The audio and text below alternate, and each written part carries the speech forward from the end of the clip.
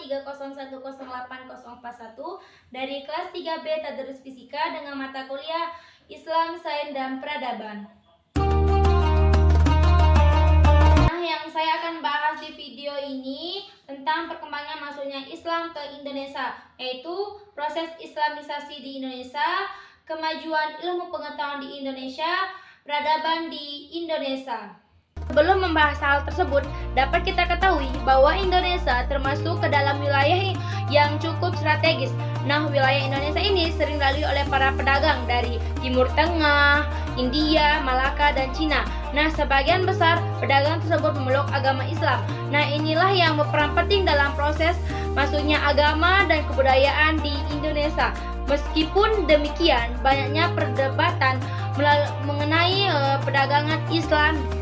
Yang pertama saya bahas itu proses Islamisasi di Indonesia. Islam diperkirakan masuk ke Indonesia pada abad ke-7 Masehi dan berkembang secara massal pada abad ke-13 Masehi. Tentang kedatangan dan berkembangnya Islam di Indonesia, proses Islamisasi berjalan dengan baik meskipun ada penggunaan kekuatan oleh penguasa Islam pada saat itu. Tapi mereka bias menerima Islam tanpa meninggalkan kepercayaan dan praktek yang sudah ada sebelumnya. Nah, masuknya Islam ke Nusantara atau Indonesia itu dapat dilihat dari pengertian secara sejarah.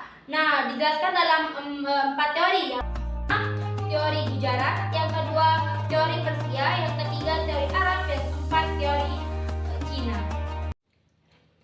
Pertama, teori Gujarat, bahwa Islam masuk ke Indonesia melalui Gujarat, India pada abad ke-13 Masehi. Nah, argumentasi berdasarkan hubungan perdagangan lama antara Indonesia dan India. Nah, bukti epigrafi di Sumatera dengan ditunjukkan koneksi dengan Gujarat dan bukti pendukung teori ini ditemukan batu nisan Malik As-Saleh yang wafat pada abad ke-127 Masehi. Nah, karena ada kelemahan dari teori Gujarat ini, muncullah teori kedua, yaitu teori Persia. Persia ini merupakan bagian dari negara Iran yang masuk ke Indonesia pada abad ke-7 Masehi. Menyatakan bahwa ada kesamaan kebudayaan antara kelompok Indonesia dan Persia. Nah, kesamaan kebudayaan seperti perayaan 10 Muharram atau Asyura yang tepat seperti Tabut di Maluku. Karena ada kelemahan dari teori Persia ini, muncul teori ketiga, yaitu teori Arab, menyatakan bahwa Islam masuk ke Indonesia langsung dari Arab pada abad ke-7 Masehi melalui perdagangan Muslim di Selat Malaka. Nah, Hamka menyatakan bahwa mereka adalah utusan Bani Umayyah, kerajaan besar sezaman yang mendukung aktivitas perdagangan dan dakwah. Nah, bukti dari teori ini ditemukan makam yang bertulisan bahasa Arab dan angka 670 Masehi. Nah, karena ada kelemahan dari teori Arab ini, muncullah teori keempat, yaitu teori Cina. Nah, teori ini masuk ke Indonesia pada abad ke-7 Masehi, di mana penduduk umat Islam Cina ikut beserta proses dalam masuknya agama Islam ke Indonesia bertepatan dengan migran ke Asia Tenggara.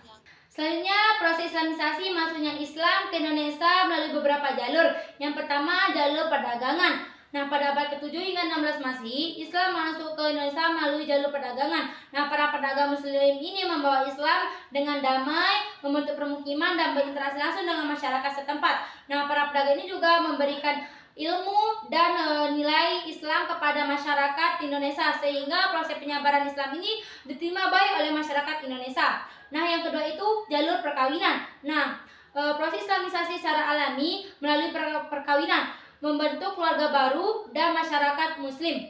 Nah, para pedagang Muslim ini diposisikan pada ekonomi yang tinggi sehingga banyak gadis terhormat ingin menikahi mereka. Sehingga sebelum menikah mereka harus membacakan syahadat sebagai tanda mereka masuk Islam. Nah, selanjutnya yaitu yang ketiga, jalur pendidikan. Nah, pesantren udah menjadi fondasi strategis untuk memajukan Islam di Indonesia melalui pendidikan yang diberikan oleh kiai atau ulama. Nah, setelah para santri mendapatkan pendidikan di pesantren, mereka kembali ke tempat mereka masing-masing atau ke wilayah lain untuk menyebarkan dan mengajarkan Islam. Nah, selanjutnya yang keempat, jalur tasawuf. Nah, jalur ini membuat umat untuk dekat kepada Allah Subhanahu wa taala. Nah, tasawuf juga menyatukan Islam dengan tradisi, moral dan kepercayaan lokal dan mempersatukan akulturasi antara Islam dan agama-agama yang sudah ada sebelumnya. Nah, yang kelima itu jalur politik. Nah, jalur ini berperan besar di dalam perkembangannya Islam di Indonesia karena penguasa yang memeluk Islam, rakyat juga dan pengikutnya cenderung mengikutinya. Juga penguasa juga bisa membuat penguasa lain ikut memeluk agama Islam, sehingga Islam berkembang secara cepat di Indonesia. Nah, yang keenam itu seni. Pada jalur kesenian yang paling terkenal adalah pertunjukan wayang. Dikatakan Sunan Kalijaga adalah tokoh yang paling mahir dalam memainkan wayang. Dengan tidak meminta upah atau bayaran, tetapi ia meminta penontonnya mengucapkan kalimat syahadat. Nah, selanjutnya yang kedua yang saya bahas di video ini adalah kemajuan ilmu pengetahuan di Indonesia. Nah, setelah Islam masuk ke Indonesia, tidak hanya mempengaruhi aspek agama saja, tapi mempengaruhi aspek kemajuan ilmu pengetahuan di Indonesia. Yang pertama itu memperkenalkan ilmu pengetahuan Islam. Nah, setelah Islam masuk ke Indonesia dan terima oleh masyarakat Indonesia, banyak ilmu Islam yang dipelajari di Indonesia seperti astronomi yang berperan penting dalam menentukan arah kiblat dan waktu sholat. Selanjutnya itu matematika. Berbagai aspek bilangan Arab dan bilangan matematika yang diperkenalkan ke Indonesia yang berpenting dalam dunia perdagangan. Nah, selanjutnya itu kedokteran. Nah, ilmu kedokteran Islam ini dipengaruhi oleh pikiran ilmuwan terbesar seperti Ibnu Sina yang memperkenalkan ke Indonesia. Nah, banyak ulama yang pelajari cara pengobatan melalui kedokteran Islam ini. Nah, selanjutnya itu filsafat dan logika. Nah, berbagai karya filsafat diterjemahkan dari bahasa Arab dan diperkenalkan ke Indonesia. Nah, yang kedua itu pesantren dan madrasah sebagai aspek pendidikan. Nah, pesantren dan madrasah ini sebagai lembaga pendidikan untuk kemajuan pengetahuan di Indonesia. Nah, tidak hanya mengajarkan agama saja, tapi mengajarkan berbagai pengetahuan sehari-hari seperti sains, kedokteran, dan filsafat. Nah, yang ketiga itu jaringan ilmuwan ke internasional. Nah, Indonesia itu tidak hanya terhubung dengan dunia Islam lokal saja, tapi terhubung dengan ilmuwan atau ilmu ke seluruh internasional karena pendidik Indonesia langsung mencari ilmu atau belajar ke Timur Tengah seperti Mekah. Ketiga yang saya bahas di video ini adalah peradaban Islam di Indonesia. Nah, peradaban Islam di Indonesia memiliki ciri khas tersendiri seperti menyatukan budaya lokal dengan nilai-nilai agama. Yang pertama, kebudayaan dan seni. Nah, Islam memperkaya budaya lokal, menghasilkan seni khas seperti batik bermotif Islam, seni ukir, dan arsitektur masjid.